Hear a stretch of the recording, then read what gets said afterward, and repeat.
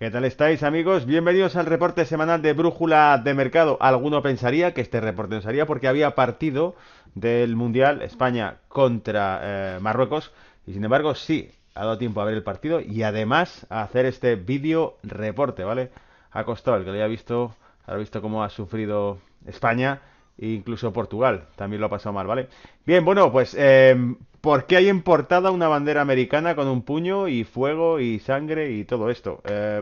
Bueno, pues lo hay porque estamos hablando de que hoy es un semilunes negro porque el tema de la guerra comercial se sigue complicando, ¿vale? Lo que pasa es que este reporte, que ya te ha hablado de la guerra comercial, incluso ha advertido de cosas que ya están ocurriendo. Por ejemplo, la semana pasada hablábamos en el reporte de cómo el mercado chino se volvería más bajista que el mercado americano y hemos visto cómo el Shanghai de hecho presentaba un patrón bajista. La semana pasada comparamos el SP 500 de Wall Street con el índice Shanghai de China, que es el principal benchmark, la referencia para los mercados chinos, y estaba muy débil. Entonces, bueno, es un punto más adicional al que comentar, aunque hoy, lunes, insisto, hemos tenido una corrección fuerte en el SP, que por cierto, con el vídeo de estrategias ha sido el pelotazo de la semana, porque ha sido el mercado que señalamos como un posible doble techo en el SP 500, marcamos una zona de referencia que era la zona en la que decíamos si no se rompía era difícil que subiese el mercado americano y efectivamente así ha sido, ¿vale? Pero bueno, antes de destripar todo esto, que ya habrá tiempo de comentarlo en la sección de gráficos, os voy a comentar únicamente que si es la primera vez que estás viendo este vídeo, te invito a que te suscribas al canal para que te llegue el aviso de que publicamos, porque se pone aquí al día, al pie del mercado, pues todo lo que va ocurriendo, con un comentario que trata de explicar aquello que parece inexplicable, ¿verdad? Y por eso mismo hay un nuevo menú, una nueva parrilla de temas para este vídeo reporte. Ya sabes que suelo decir que Brújula de Mercados suele ser un vídeo que sintetiza, como haberte leído, pues media docena de artículos, o 10 por lo menos, o 15, o 20, o 30, ¿vale? Porque a veces se me va la mano con el contenido que os traigo. Bien, en este caso te digo ciclos globales inevitables, ahorro, propiedad y crisis. China flaquea en los mercados, Estados Unidos ganará la guerra. Esto es un comentario sobre un artículo que he traído hablando de por qué Estados Unidos va a ganar de lejos la guerra, con el cual coincido bastante en algunos puntos, pero que luego entraré en detalle, ¿vale? Y también os cito, por supuesto, a aquellos que nos hablan de lo contrario. 4 razones por las cuales Estados Unidos saldrá herido del trade war, de la guerra comercial. Y el descarrilamiento a cámara lenta es otro artículo que he citado esta frase porque me llama mucho la atención la expresión. Decía que era como si estuviésemos viviendo un descarrilamiento a cámara lenta de la economía global, ¿vale? Con este enfrentamiento. Especulaciones con un petroeuro. Esto es muy curioso, lo voy a comentar. Viene a raíz de abril, la reunión de mayo del Foro Económico en San Petersburgo, el comentario que os hice en el reporte pasado de cómo Rusia se había hecho de bonos del tesoro americanos, por qué lo está haciendo, teme acaso Rusia que China esté preparando algo en los mercados financieros globales, ¿vale? Hablaremos de esto más adelante. Irán, pasamos por momentos difíciles. Vamos a ver un comentario que ha hecho un consejero embajador de Irán, diciendo que bueno, que sus socios, sus aliados les han traicionado y que no pueden confiar en nadie y que el mercado del crudo está cada vez más complicado para Irán. Así que es interesante porque incluso citamos la materia prima en este reporte de esta semana, ¿vale? Pero bueno, vamos con el tema. Por supuesto, este comentario que os traigo de ciclos globales inevitables viene a representarnos aquello que es sencillamente que en determinadas ocasiones resulta que nos encontramos con que los mercados coinciden en puntos previos a crisis financieras fuertes, ¿vale? 2008 ni siquiera estábamos por debajo del 4% de la tasa de paro americano. Lo que me está hablando hoy es la tasa de paro americana del 54 al 2018 y siempre que hemos acercado al 4% eran previas crisis, ¿vale? Entonces nos habla de la crisis de los 70, que es la fundación de la OPEP, que también ocurre aquí. Nos habla también de la de los 80, nos habla de la del 98 y de las .com, ¿vale? Con el TCM, etcétera. Entonces, bueno, la pregunta es, estamos en el 4%. ¿Cuál es la siguiente crisis? ¿Vale? Y por supuesto, esto viene de mano, retuiteado, ¿vale? Es de la Reserva Federal de San Luis, pero retuiteado por el gran maestro, por José Luis Cava, ¿vale? Por este señor al que tanto respeto tengo y tanto cariño, pues retuiteaba, estaba echando un ojo a su Twitter y me he dado cuenta que retuiteaba esto. He dicho, si lo retuitea el don José Luis Cava es por algo especial, ¿vale? Y efectivamente así era. Bien, así que, bueno, os voy a comentar también ahorro, propiedad y crisis. otro retweet que ha hecho el señor Cava, y vemos también que tenemos aquí, bueno, en este caso era muy interesante porque la Reserva Federal de San Luis también comparaba en su gráfico la correlación que existía entre los mayores ratios de posesión de activos inmobiliarios, inmuebles, ¿vale? Y la sensibilidad a las crisis financieras. Entonces te ponía aquí que, por ejemplo, un país con bajo ratio de posesión inmobiliaria, ¿vale? Pues bueno, parece ser que resiste mejor la crisis que países como España o Irlanda o Italia con altas tasas de posesión inmobiliaria. Es decir, que compra, y es fácil de entender porque si te fijas es que la crisis financiera, tanto actual como la del 2008, es una crisis que golpea al sector inmobiliario. Eso quiere decir que minusvalora los activos inmobiliarios, es decir, que comprabas una casa valorada en 200K que en el año 2005 y bueno, posterior a la crisis resulta que la casa vale pues 170 o incluso menos. ¿Qué ocurre? Que genera una minusvalía de 30K que tiene que pagar alguien, ¿vale? En este caso la paga pues el que se endeudó por la de 200K, que no fue el banco, fuiste tú, ¿vale? Fue la clase media los que al fin y al cabo soportan las pérdidas de los ciclos económicos, porque los bancos no pierden nunca, ¿vale? Ya lo hemos explicado más una vez. Entonces, bueno, esto es lo que viene a reflejar, que cuanto mayor ratio de posesión de activos inmuebles tengas, pues más sensible eres a una crisis inmobiliaria, de sentido común, ¿verdad? Bien, pues una cosa más que se aprende y por supuesto decía de la mano del maestro. Bien, ¿qué más? Bueno, citábamos aquí a Hedge Eye TV.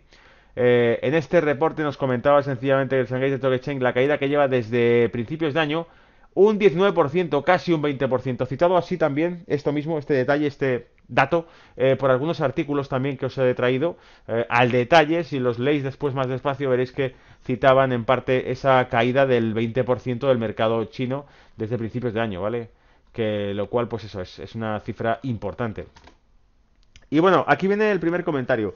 Lo sacaba de un artículo de Bolsamanía. Decía Estados Unidos ganará la guerra. Es el título que le he puesto porque el artículo, este extracto del artículo decía así. James Bianco, presidente del Bianco Research, ha dicho que en este momento los mercados están sugiriendo que Estados Unidos va a ganar cualquier guerra comercial prolongada. Eso se debe a que la caída del mercado de acciones de Estados Unidos no fue tan grande como el descenso de los mercados en China, dijo. Acordaos, Brújula de Mercado la semana pasada os publicó, en este video reporte que hago, una comparación entre el Shanghai Stock Exchange y la bolsa de Wall Street, para que viésemos que el S&P 500 apenas se había visto perjudicado en comparación con el mercado chino, ¿vale? No íbamos desencaminados entonces. Y aún existe, dice, la opción nuclear de que los chinos decidan vender su cartera de bonos del Tesoro de Estados Unidos o devaluar su moneda. Ninguno de esos mercados está actuando como si fuera una opción viable en estos momentos, añadió. Fijaos que, aquí también hago un paréntesis, ¿vale? Fijaos que eso que los comentarios que algunos dejasteis la semana pasada, hubo una persona en concreto que estuvo dando bastante guerra en los comentarios con que era una burrada lo que yo decía, que el señor Lacalle había dicho lo contrario, que China no tenía, no poseía riesgo sobre Estados Unidos en cuanto a la deuda, etcétera, etcétera, porque cité 1,7 trillones de dólares en deuda que tiene China, que posee China como acreedor de Estados Unidos. Y este señor en los comentarios pues decía que era una tontería más o menos lo que estábamos diciendo, porque, bueno, citaba y citaba otros comentarios, etcétera.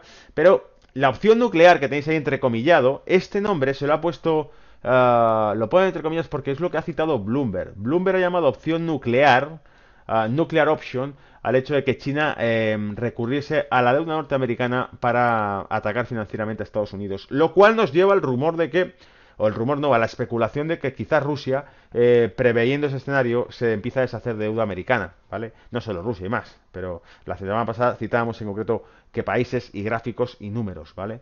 Por el momento el presidente parece tener todas las cartas en la mano y los chinos están tratando de seguir la corriente, señaló Bianco. El sentido general es que la sangre no llegará al río. El consejero delegado de Goldman Sachs, Lloyd Blackfein, ha dicho que no creía que los dos países destruyeran mutuamente sus economías. No creo que estemos en un pacto suicida, dijo Blackfein. Bueno, pues tenéis el artículo completo en Bolsamanía. Es interesante este comentario porque, de algún modo, algo de sentido común que nos da aquí el analista de Goldman Sachs, que coincide con la visión que tenemos en Brújula de Mercado. ¿Qué sentido tiene que las dos principales economías del mundo se vayan a destruir mutuamente, provocándose una recesión comercial entre ambas? Una recesión económica fruto de la menor demanda comercial que se van a hacer mutuamente con el aumento de tarifas. No tiene ningún sentido, ¿vale? A menos que lo que se haga sea una demolición controlada del sistema monetario tal como lo conocemos actualmente. Claro, esto es ir ya muy lejos, esto ya es profetizar y ponernos en materia filosófica de que quizá la aparición de las criptomonedas, la aparición del oro digital, como lo llaman al criptodinero, sea un paso transicional hacia un nuevo sistema monetario en el cual lo que estamos viendo sea el detonador por el cual se vuelve en pedazos el antiguo sistema monetario. Y nunca sabes cómo esto puede estar visto o planificado en el largo plazo. Porque os recuerdo que hay un vídeo por ahí, en el año 2007, de Javier Solana diciendo que Europa, en el proceso de globalización, sería un laboratorio experimental para un nuevo orden mundial, textualmente dicho por Javier Solana en el año 2007, y fíjate lo que vino en 2008, 2009, 2010, 2011, 2012. Todavía hoy vivimos ese laboratorio experimental llamado Troika en Europa, ¿vale? Que ajusta las agendas económicas de los países, de los estados europeos. Nadie lo habría imaginado, ¿vale? Hoy en día hay mociones de censura, hay gobiernos bloqueados, hay sugestiones de que no se hagan elecciones generales en países. Todo eso ha emanado del Consejo Europeo y de la Comisión Europea, y hace años sería impensable, ¿vale? Así que no anda tan desencaminado el tema. Bien, otro artículo. El artículo original es de Economical Collapse, lo podéis buscar ahí, pero además ha hecho eco del artículo Infowars, motivo que me ha dado para leerlo, ¿vale?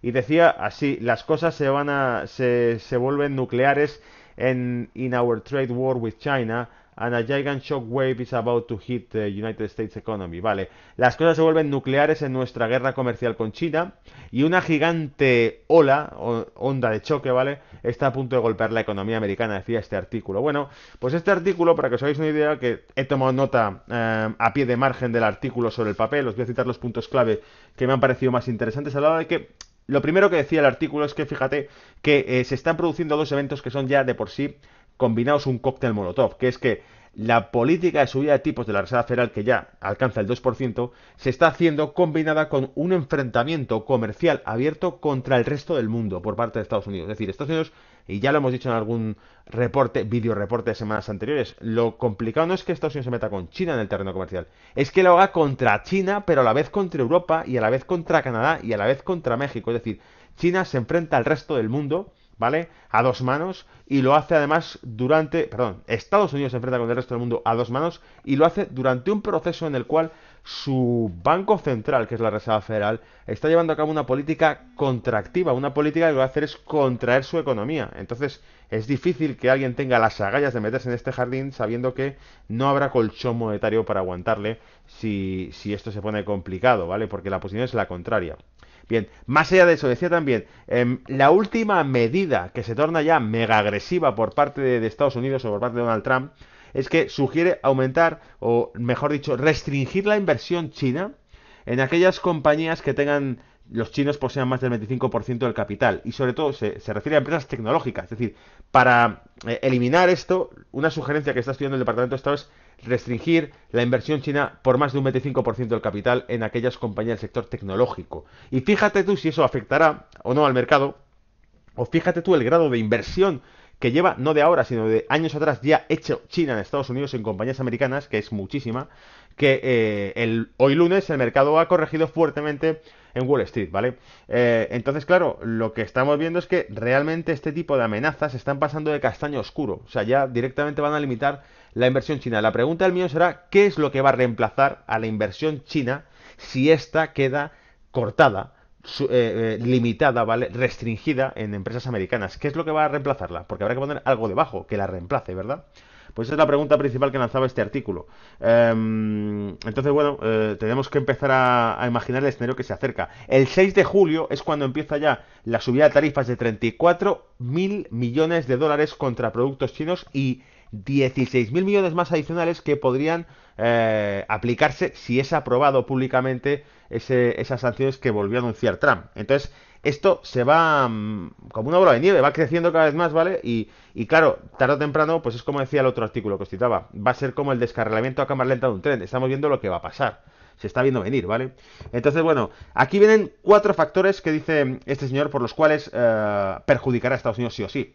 Dice, lo primero, los granjeros, ¿vale? Los granjeros, dice que el hecho de que China redirija su consumo de materia prima, de maíz, de soja, de carne de cerdo, a otros mercados, a otros horizontes, ¿no? En el que compre esa mercancía a otros países, eso va a repercutir en la clase granjera en Estados Unidos, agricultores, ganaderos, etcétera, que además fueron votantes de Donald Trump también, zona centro-sur de Estados Unidos, Iowa y otros estados, donde ganó Donald Trump, pues se va a ver perjudicado por esto. Y claro, algo de lo que vamos a sacar en las siguientes gráficas va a mostrar el apoyo popular que tiene cada líder, en este caso las últimas encuestas acaban que el 90% del Partido Republicano apoya a Trump, ¿vale?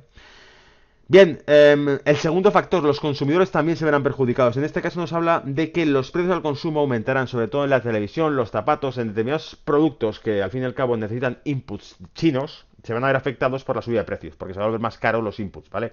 Entonces el consumidor medio también lo va a experimentado, como los productos se vuelven más caros en Estados Unidos, ligeramente más caros hasta que realmente sean un golpe para clase medio, clase baja en este caso, que tenga deuda, ¿vale? También habla de la opción nuclear, que por cierto es lo que decía. Este apodo se lo ha puesto Bloomberg. Ha sido el primero en hacer ese apelativo de opción nuclear, en el que hablaba de que, en este caso, este artículo cita 1.2 trillones de dólares de deuda del tesoro que tiene China en sus garras, en sus manos, y que podría utilizarla, ¿vale? Y la cuarta opción que citaban aquí en el artículo era algo con lo que no se cuenta, con lo que casi no se está hablando, porque estas tres opciones más o menos se pueden casi presuponer, ¿vale? La nuclear es la más obvia y la hemos citado 1000 veces ya aquí en Brújula de Mercado, pero la cuarta opción que era interesante es que dice que China de algún modo China a nivel mundial tiene el monopolio de metales poco frecuentes, ¿vale? De metales utilizados en circuitos electrónicos, la explotación de ese tipo de metales, aleaciones nuevas, extrañas, etcétera, que generalmente pues las controlan prácticamente los chinos en los mercados mundiales, ¿vale? Entonces decía, Estados Unidos no ha desarrollado minería en ese aspecto y además esto podría incluso considerarse, como decía el artículo, casi un error de seguridad nacional, porque si el día de mañana te hacen falta ese tipo de mineral en los circuitos y resulta que dependes de China para poder suministrarlo, pues mal vamos, ¿no? Bueno, pues el artículo sigue avanzando, nos habla del shock que tenía la bolsa de Shanghái, del 19% de caída desde el principio de año, habla del debilitamiento que tiene el yuan, del riesgo que supone eso, que por cierto es país emergente con moneda contra dólar, como ya le ha ocurrido a Argentina, le ha ocurrido a Venezuela, le ha ocurrido incluso a Turquía, le ha ocurrido a muchos países emergentes, a India, ¿vale? Su moneda cae en picado contra el dólar, que está muy fuerte, ¿vale? Es algo que no nos esperamos ni siquiera aquí. Yo no aposté por esa subida del dólar y se está produciendo, ¿vale? Quizá por el artículo anterior, quizá porque Estados Unidos inevitablemente gana la guerra comercial porque es la mayor demanda del mundo, el mayor consumidor del mundo. Entonces, si se quiere poner tonto, farruco, y quiere empezar a apretar con la compra, pues va a poder hacerlo, ¿vale? Bueno, bien, entonces decía, problemas, la caída del yuan, riesgo crediticio para China, aumento de la tasa de interés en China, ¿vale? Es la segunda economía del mundo, cuidado, entonces ya juntamos lo que decía en la coctelera, el hecho de que la segunda economía del mundo empieza a tener riesgos crediticios por salidas de capital, porque el yuan, si cae el yuan en picado, ya sabes que el inversor medio va a decir, el que tenga invertido en China dice, bueno, a la hora de recapitalizar a euros o a dólares mis activos, mi dinero, va a ser menos porque el yuan se ha debilitado. ¿Vale? Da igual lo que haya ganado. Si le he ganado un 30% a la inversión en 5 años, al recapitalizarlo, como ha caído el yuan un 12%, pues he perdido un 12%. ¿Vale? Entonces hay riesgo de salida de capital de China. Nos encontramos a 2 o 3 pasos de una crisis económica global masiva, decía el artículo, ¿vale? Que estos son los pasos previos a algo mucho más gordo. Y entonces, al final del artículo, Michael Snyder, que es el autor del artículo de Economical Collapse, decía, ser optimista en este escenario es sencillamente no ser racional, ¿vale? Es decir, que el que es optimista es el que realmente no está siendo consciente de lo que se avecina, ¿vale? Y aquí venía el otro artículo que publicaban Philip Stock World, que decía la locura del lunes, ¿vale? Monday Markets Madness. The Trade World Escalate. Escala la guerra comercial. Y en este artículo también hace referencia de nuevo a los comentarios que había hecho Donald Trump sobre restringir la inversión china en compañías americanas, que le parecía igualmente una locura. En este artículo incluso va más allá, va más a lo personal, porque en este artículo nos cita que el papel de un presidente de los Estados Unidos tiene que ser un papel estabilizador en los mercados mundiales, no un papel que genere caos en los mercados mundiales. Y en este caso le reprochan a que Donald Trump genera ese caos en los mercados mundiales, ¿vale? A mí me parece que lo que es que han puesto a los mandos de la primera economía del mundo a un ser mega agresivo, estratega, pero también muy, ¿cómo decirlo? Muy diferente, muy innovador. No, estamos viendo que lo que practica no es una política convencional y por lo tanto una política no convencional es una política de doble filo. Es decir, o este señor consigue que la economía americana salga fortalecidísima y la industria americana vuelva a vivir una época dorada, como decíamos en el reporte anterior, de la semana anterior, o realmente veremos todo lo que se está vaticinando, ¿no? Entonces, bueno, yo creo que hay varios factores que pueden apuntar a eso, a que si sale bien la jugada, pues no pase nada, porque no van a ir, como decía Goldman Sachs, no van a ir a una autodestrucción mutua, ¿no? Bien, dos detalles adicionales que citaba este artículo y que me parecen interesantes es bueno, en definitiva el crecimiento económico de China es muy probable que se vea resentido por esto, y que es posible que se vea resentido en torno a un 0,5% de las estimaciones de crecimiento anual, ¿vale? Y por supuesto también el de Estados Unidos. No hay que olvidar que son 34.000 billones, ¿vale? Perdón, 34.000 millones de dólares, 34 billones, lo que entran en juego en tarifas arancelarias el 6 de julio, en nada, en menos de un mes, ¿vale? Se combina con que hace pocos días el Banco Popular de China anunció un recorte en el coeficiente de caja. Se estima que el recorte de coeficiente de caja genera un efecto multiplicador de 108.000 millones de dólares para los bancos en China. Ya sabéis que el recorte de coeficiente de caja significa, básicamente, en términos generales y hablando en cristiano, que al requerirle menos coeficiente de caja, los bancos comerciales pueden prestar más crédito, lo cual se traduce pues en un efecto riqueza, que hay más dinero en circulación porque se le exige menos a los bancos chinos mantener en caja, pueden prestar más, ¿vale? Entonces lo que hace es expandir la masa monetaria y por eso pues es un estímulo monetario. Es decir, que China no debe tenerlas todas consigo cuando ya está activando mecanismos de estímulo monetario, ¿vale? Veremos cómo avanza esto porque queda mucha literatura que contar sobre el tema, ¿ok? Bien, pasó a las especulaciones del petroeuro. Fíjate la locura del petroeuro, ¿verdad? Hablábamos hace unos meses del petroyuan, es realmente el bombazo, el petroyuan es el arma letal contra Estados Unidos. El petróleo cotizado en yuanes, respaldado por oro. Ya sabéis, lo he repetido más una vez. China superó por primera vez en la historia a Estados Unidos en la compra de petróleo en el año 2017. Más de 200.000 millones de dólares comprados en petróleo por China. Pues ahora resulta que los va a comprar en yuanes. Así que tú fíjate la falta o la caída que tendrá la demanda de euro, perdón, de dólar en ese petrodólar, ¿vale? Si ya no cotiza exclusivamente en dólares, sino que pasará a cotizar en yuanes el petróleo. Un evento que no ocurre desde la Segunda Guerra Mundial, ¿vale? Bien, decía, Rusia disminuyó su posición de bonos de tesoro en Estados Unidos en abril. Y decía, ¿teme Rusia alguna acción china contra Estados Unidos? Por eso lo he titulado esta diapositiva, las especulaciones petroeuro, ¿vale? ¿Teme acaso Rusia alguna acción China contra Estados Unidos? Es decir, ¿teme acaso Rusia que China pueda, por ejemplo, liquidar las reservas de 1,7 trillones de dólares que tiene en bonos del tesoro? Porque si fuese así, sabe que como se ponga a venderlos China, el valor que va a tener ese bono va a caer. Entonces Rusia se puede quedar con una patata caliente entre las manos, ¿vale? Y se quiere deshacer de ella. En el Foro Económico de San Petersburgo, mayo 2018, al que asistieron Macron y Christian Lagarde, asistieron Macron y Christian Lagarde a ese foro económico. Recuerdo que es presidente de Francia y la presidenta del Fondo Monetario Internacional.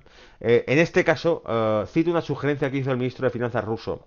¿Podría la Unión Europea pactar con Rusia un petroeuro que ayude a Europa a desdolarizarse? ¿Vale? Es una de las sugerencias que hizo Anton Siluanov, ministro de Finanzas ruso, y que decían, bueno, a cambio de que la Unión Europea no participase más de las sanciones antirrusas, Rusia quizá ayudaría a la Unión Europea a tener comercializado su petróleo en euros, ¿vale? El petróleo ruso en euros, en moneda euro. Parece una locura, no lo creo. Te remito a la historia. Año 2014, el petróleo cae a plomo y Rusia tiene problemas de liquidez, ¿vale? Puedes buscar los gráficos, el dólar contra el rublo ruso se desploma más de un 30% en un solo día, un auténtico ataque especulativo. Se habla de que Rusia puede tener un impago. El bono ruso sube al 16%, una auténtica locura, ¿vale? Locura.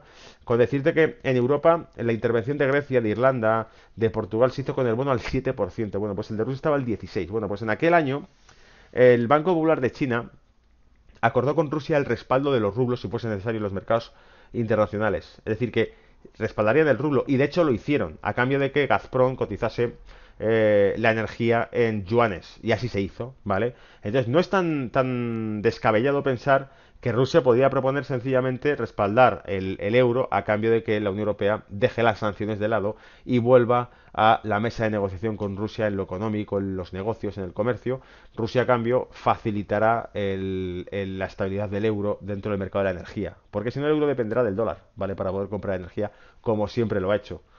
Y por supuesto, fijaos, algo curioso es que en mayo de ese mismo año, de este mismo año 2018, Putin decía: el monopolio del dólar es frágil y peligroso para muchos. Hablando ante la Cámara Baja del Parlamento ruso, el presidente Vladimir Putin abordó la crisis económica, destacando que el monopolio del dólar es frágil por la amenaza a muchos jugadores internacionales, no solo a Rusia. ¿Vale? Ahí ya citaba esto. Y cerramos ya con este comentario que hizo el advisor Ambassador Ali Koram. Decía: Rusia nos ha apuñalado por la espalda en Siria y en el precio del oro uniéndose a los sauditas. No deberíamos contar con los europeos tampoco. Estamos afrontando días difíciles y peligrosos. Hablaba así este señor pues sobre cómo pues Rusia, os acordáis que hace poco lo comentábamos, Rusia había roto el acuerdo con la OPEP y aumentaba la producción de crudo, haciendo que el crudo pues siguiese muy bajo, ¿vale? Y perjudicando obviamente a Irán, que más ahora más que nunca le hace falta por la ruptura del acuerdo nuclear iraní, ¿vale? Entonces era un dato curioso, en parte viene por el dolor que le produce a Irán esta bajada del petróleo, aunque se está recuperando parcialmente ya hoy, ¿vale? Entonces era simplemente esto, porque va a estar muy interesante. Rusia ya ha anunciado que vuelve a posibles acuerdos con la OPEP, así que se estabilizaría el precio del crudo. En cualquier caso, ya sabéis que el gráfico, aprovecho para darlo, el gráfico del crudo lo da en 77,80 y pico, o sea que yo creo que se llegarán a ver los 78 dólares el barril, porque es el techo de este canal, porque es la proyección de esta figura, veis este hombro cabeza hombro invertido, llegaría hasta aquí arriba, y porque aquí tengo soporte, vamos a sacar rotulador que merece la pena para este gráfico. Tengo una zona de apoyo, soporte y soporte. Aquí hay una vela verde, aunque no la veáis, igual me indicó una parada de una semana entera en ese precio, en torno a los 78 dólares el barril, 76 y pico, 78, 80, ¿vale? Y lo que veo es que es justo en la línea en la que vendría, pues igual, una dilatación de precio que tarde o temprano toque 78 dólares el barril. Ahí sí, en todo caso, ya hay que estar precavidos porque creo que el petróleo será alcista en el largo plazo, pero claro, 78 tienes que esperarte a que eso se rompa y se consolide para posicionarte alcista. De cara al corto plazo, lo coherente sería que en 78 dólares el barril nos planteemos el cerrar posiciones alcistas en la energía hasta que veamos qué va a hacer, ¿vale? Bien, pues eso era todo. Acuérdate que viene el reporte de estrategias semanales donde hablamos de reportes gráficos, nuevas ideas de trading, ¿vale? Espero que te sea útil este reporte y nada, espero vuestros comentarios. Un abrazo, chao.